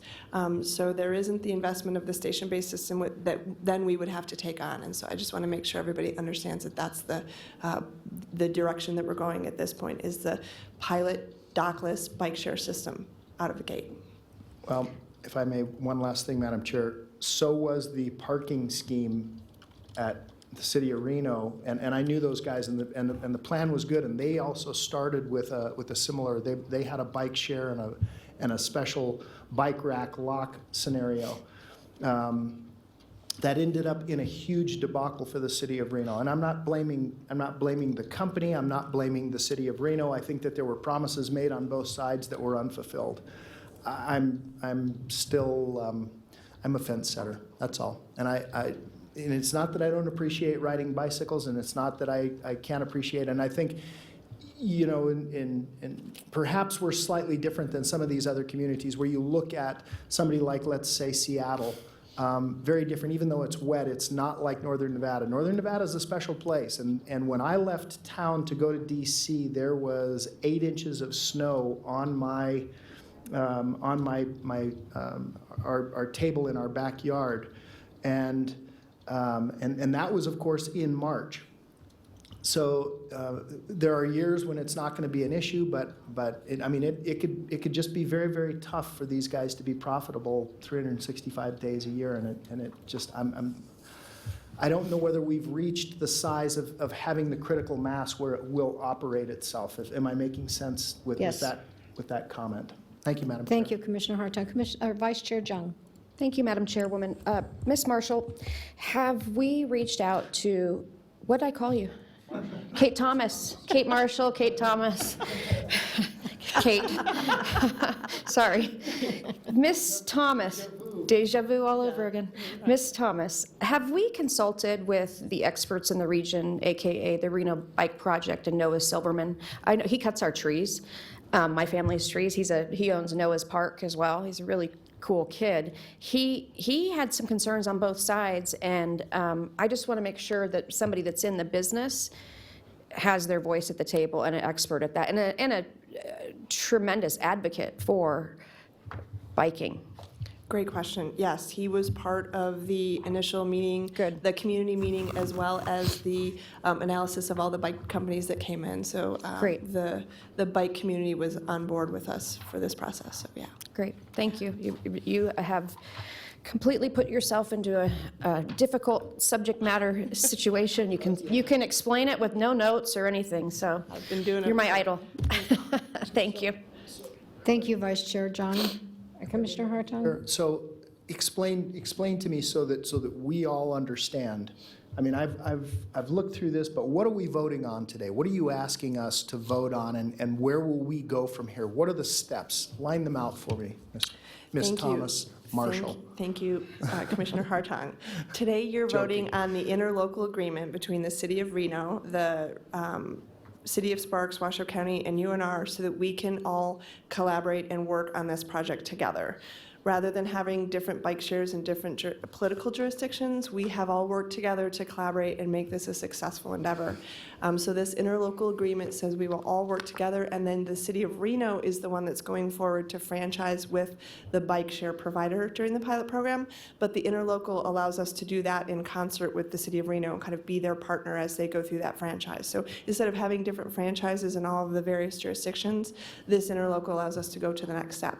And it also gives us a little bit more strength as we act as a region to kind of hold these folks accountable for the program that they bring. Okay, so I see that there's no fiscal impact. I noted that earlier. Tell me that they're not going to come back with a fiscal impact for us. The bike share companies? Yes. No, that is the whole deal. There is no Okay. money to launch this in any of the jurisdictions. And so Okay. that's one of the successes of DOCLIS, is that they come in and operate it in the jurisdiction on their own time. And again, I recognize that it's somewhat of a 3P, public-private partnership. I learned that in DC. I didn't know what 3P was. Public-private partnerships. Yeah. So I just want to be very clear that I'm happy to support these kinds of initiatives, but I don't want to put the taxpayer at risk in any way, shape, or form. Thank you, Madam Chair. Thank you. Thank you, Commissioner Hartung. Vice Chair Jung. And I think a path, if there is an issue that they need in some way to be subsidized, that should sit with the Board of Health, because we, as the chair of the Board of Health, I can tell you, we have many days that we don't achieve the EPA requirements, especially down south in that bowl. So there is a nexus. They don't have much money, and they're always begging us for more money, but there is a nexus for them there. If somebody needed help, the air quality woman is the one that we would go to, because she really has to tap dance to go to the EPA and explain why we didn't achieve. And you never want to be a community that is known as a non-EPA achiever. People will not move here, people will not stay here, people will not have children here. So you don't want to be non-compliant with that, but I really think the true path there is the Board of Health and air quality, if there was ever an ask. That makes more sense than any of the rest of us subsidizing this. And I will add that Health was involved in the bike share process as well, and Renown was a partner at the table. So we really did try to pull in the folks that are relevant to the process so that they could be a partner. Thanks. I'm sorry, I just wanted to ask this question. Thank you, Vice Chair Jung. Thank you very much. And also to, just to confirm, in the event we don't like something on this has to come back to us. They can't just say, okay, now it's going to cost you X, or now you're going to have to do this.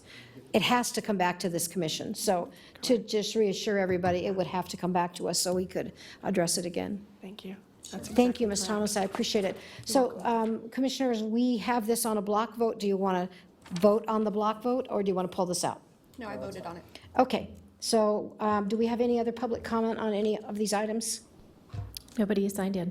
All right, thank you very much. So we have a motion, I have a second. and we have a second. All those in favor signify by saying aye. Aye. Please cast your vote on the screen.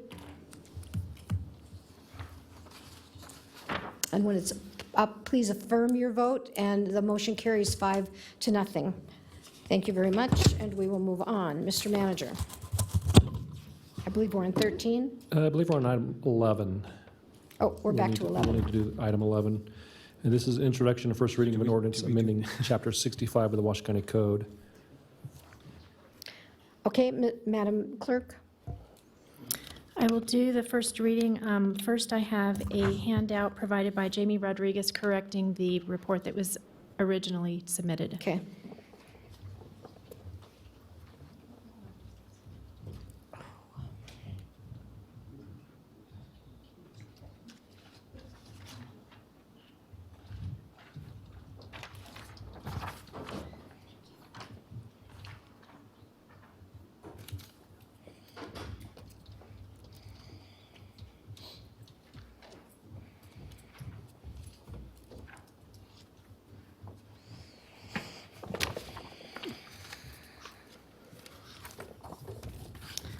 Madam Clerk, could I just explain that correction? There was a misspelling of a word. Maintenance was misspelled. Okay. That's the only change. Thank you, Mr. Manager. Appreciate it.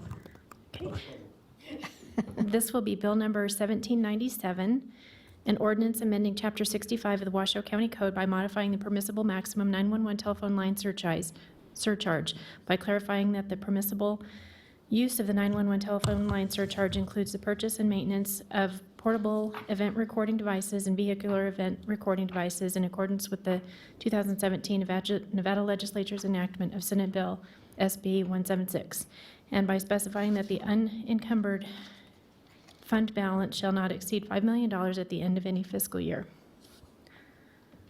Madam Chairwoman, I would like to introduce Bill number 1797 and happily say now our law enforcement professionals, as well as the public that they deal with, who sometimes lies about their interactions, as we've known, we have pure transparency, which I think is going to make all of us safer and more effective in our community relationship with each other as police, in law enforcement, and the community members of whom they are responsible for. Thank you, Vice Chair Jung. I appreciate that. All right, Mr. Manager. Sorry. And March 27th, 2018 will be when we The hear the second second reading, Mr. Liparelli. Clearly, I should go to law school. She beat you to it. Right. Please note for the Mr. record that Liparelli? Commissioner Hartung is absent. Madam Chair, I just wanted to note for the record that in your block vote, you approved the business impact statement report for this item, which is a requirement when fees and charges are being adjusted. Thank you, Mr. Liparelli. I appreciate that. And we have introduced the bill, and we will now move to 13, I think. Madam Chair, item 13 is also a first reading. This is action to introduce and conduct first reading of an ordinance amending ordinance 1536. Thank you, Washoe Mr. County's Chair. requirements and schedule for rates and charges. Thank you, Mr. Manager. Madam Clerk. Madam Chair, this will be Bill number 1798, an ordinance revising the Washoe County requirements and schedule of rates and charges and pre-treatment program for sanitary sewer service within Washoe County by reducing sanitary sewer connection privilege fees within the Spanish Springs service area. This ordinance amends ordinance number 1536. Thank you very much. This is Bill number 1798. Do we have an introduction? It's in Spanish Springs. Forgive me, Madam Chair. 1798. 1798. I move to introduce Bill number 1798 with the second reading on March 27th, Thank you very much. 2018. Appreciate it, Commissioner Hartung. Mr. Manager, we're moving on to 14. We are on item 14, and this is also, Excuse me, was I supposed to ask for public comment on any of those? Okay, good, because they do say possible action. So we have no public comment on anything on There those is no last two. public comment. Okay, good. Mr. Manager, thank you. item 14 is also an introduction, first reading of an ordinance. This is pursuant to NRS 278.0205 and Washoe County Code 110.814.40. Madam Clerk. This is Bill number 1799, an ordinance pursuant to NRS 278.0205 and Washoe County Code 110.814.40 to approve the cancellation of a series of development agreements associated with various ordinances that extended the deadlines for filing final maps in connection with tentative subdivision map case number TM 05-016 Harris Ranch subdivision. The agreements are no longer needed and are proposed for cancellation by the developers of the applicable property because the tentative map or maps to which they correspond have since been suspended or superseded by a new tentative map or maps. These agreements and associated ordinance include: 1, that certain agreement recorded on August 16th, 2007 as document number 3566290. 2, that certain amended and restated agreement recorded on September 28th, 2010 as document number 3926841.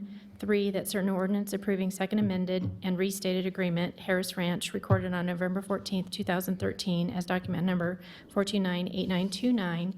4, that certain ordinance number 1424 recorded on September 15th, 2010 as document number 3922552. And 5, that certain ordinance number 1335 recorded on September 22nd, 2010 as document number 3924761. The applicant is Spanish Springs Associates. The subject site is located east of Pyramid Highway, State Route 445, approximately 1,200 feet southwest of the intersection of Alamosa Drive and Pyramid Highway, State Route 445. The project area is plus or minus 554.83 acres in size and has a regulatory zone of low-density suburban, LDS.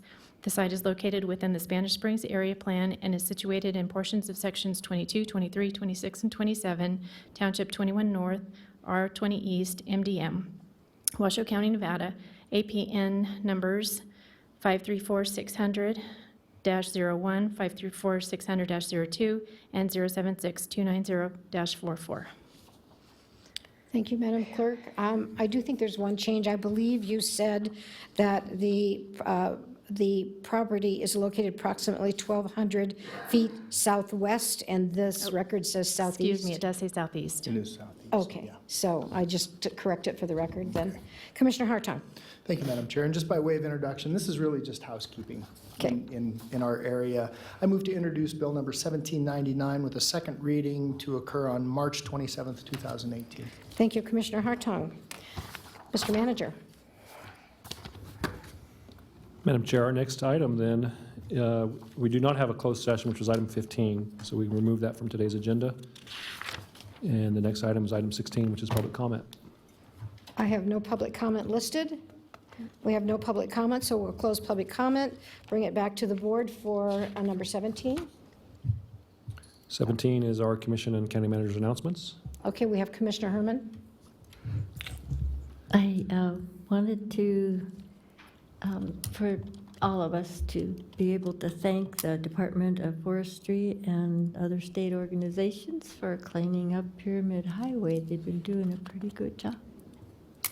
Thank you. Good Cleaning point. up a lot of what waste management trucks have been circulating. Thank you. Good point, good point. Any other comments from any other commissioners? With that, we are closed. We were adjourned.